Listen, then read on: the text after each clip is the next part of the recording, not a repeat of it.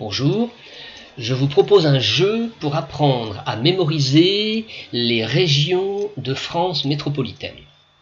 Sur cette carte, nous allons d'abord voir que les régions de France ne sont pas que 13, c'est-à-dire les régions de métropole et la Corse, mais qu'il y a également 5 autres régions qu'il convient de citer: la Guadeloupe, la Martinique, la Guyane, Mayotte et l'île de la Réunion, qui seront l'objet d'une vidéo spécifique, vous le savez. Pour commencer à apprendre à mémoriser donc ces 13 régions de métropole sur lesquelles nous allons centrer notre propos, je vous propose tout d'abord de les nommer dans un sens qui va être plus facile à retenir, une sorte de coquille d'escargot pour finir au centre avec Paris et l'Île-de-France.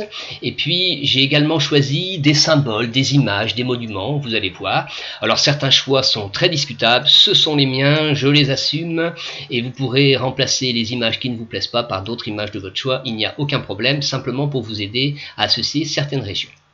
Nous commençons par la région Auvergne-Rhône-Alpes. L'image que j'ai choisie ici concerne bien évidemment les Alpes. Vous voyez une belle image d'un massif enneigé, pour rappeler que les Alpes constituent le massif montagneux le plus important de France en termes d'altitude, et les Alpes culminent avec le Mont Blanc à plus de 4800 mètres. Provence, Alpes, Côte d'Azur. Ici, l'image représente un paysage que l'on associe souvent à cette région du sud-est de la France, une plage, la Belle Bleue, la Méditerranée et de nombreux touristes, pour rappeler que la France est la première destination touristique mondiale depuis de très nombreuses années. Il y a plus de 80 millions de touristes étrangers qui viennent chaque année en France, si l'on compare cela à la population actuelle française qui est de l'ordre de 67 millions. La Corse. Ici, j'ai choisi un personnage historique que vous avez probablement déjà étudié en classe de 4e. Il s'agit de Napoléon, que vous reconnaissez peut-être. Il est né à Ajaccio, en Corse, donc, la capitale régionale, en 1769, à la fin du XVIIIe siècle. Il a passé une dizaine d'années en Corse. Ensuite, il est parti faire des études, notamment militaires, en métropole, mais il est revenu de nombreuses fois au cours de sa vie dans cette région natale. L'Occitanie. Le monument choisi ici s'appelle le Pont du Gard. C'est un aqueduc qui a été construit par les Romains et qui nous rappelle donc que l'Empire romain s'étendait jusque dans ce qu'on appelait à l'époque la Gaule, et en partie cette partie de la Gaule. Donc c'est un aqueduc qui fait près de 300 mètres de long, qui a été probablement bâti au 1er siècle de notre ère, c'est-à-dire que ça fait 2000 ans que cet aqueduc existe, et comme son nom d'origine latine l'indique, l'objectif de cet aqueduc, c'était d'acheminer de l'eau jusque vers les villes les plus proches. Ici, l'aqueduc du Pont du Gard, donc il acheminait de l'eau jusqu'à Nîmes. La Nouvelle-Aquitaine. L'image choisie ici fait référence à la gastronomie française, célèbre dans le monde entier, et qui est un des atouts d'ailleurs pour le tourisme chaque année. Donc ici, il s'agit des vins de Bordeaux, et rappeler l'importance de cette gastronomie. Les Pays de la Loire. Alors certains trouveront peut-être que là on quitte le domaine de la gastronomie, mais le petit beurre lu, le petit beurre de la région de Nantes, fondé, créé depuis 1886, ça fait plus de 130 ans, et j'espère que vous y avez déjà goûté. Donc ce petit beurre qui aujourd'hui est encore produit à une vingtaine de kilomètres au sud de Nantes, 1 milliard de biscuits chaque année. La Bretagne.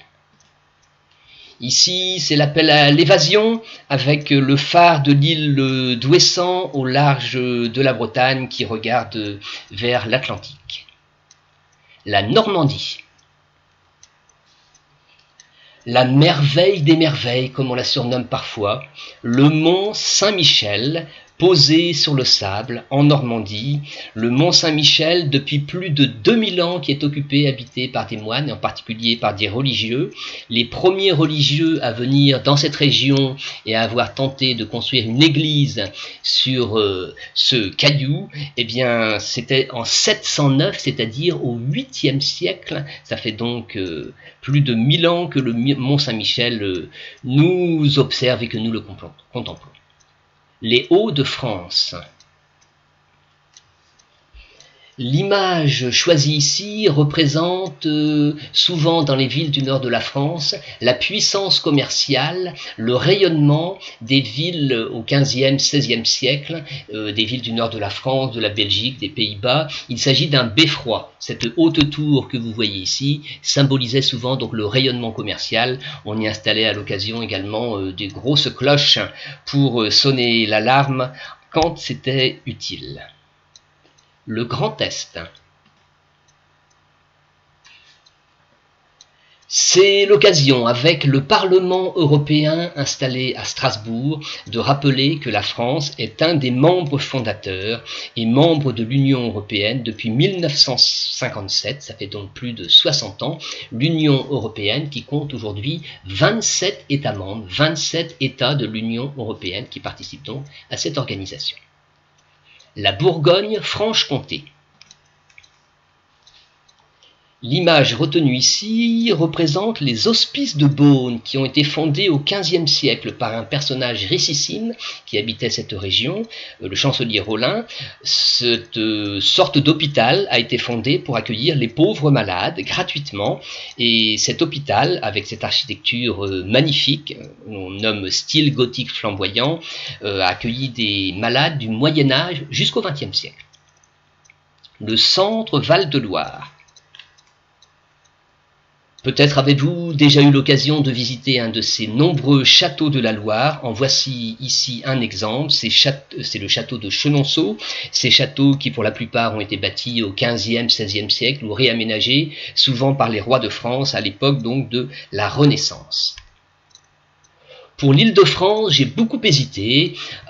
J'ai choisi un symbole que peut-être vous ne connaissez pas, mais je crois que cette vidéo est aussi l'occasion de faire des petites découvertes. Alors, cette drôle de tour qui a été bâtie depuis 1887 pour l'exposition universelle organisée en France en 1889. Nous sommes au 19e siècle, c'est le siècle de la révolution industrielle, et cette tour, peut-être en avez-vous déjà entendu parler, il s'agit de la Tour Eiffel. Je vous propose, pour terminer notre entraînement, de renommer rapidement les différentes régions dans le même ordre que celui que nous avons utilisé jusqu'à présent. Auvergne-Rhône-Alpes, Provence-Alpes-Côte d'Azur, Corse, Occitanie, Nouvelle-Aquitaine, Pays de la Loire, Bretagne, Normandie, Hauts-de-France, Grand Est, Bourgogne-Franche-Comté, Centre Val-de-Loire, Île-de-France.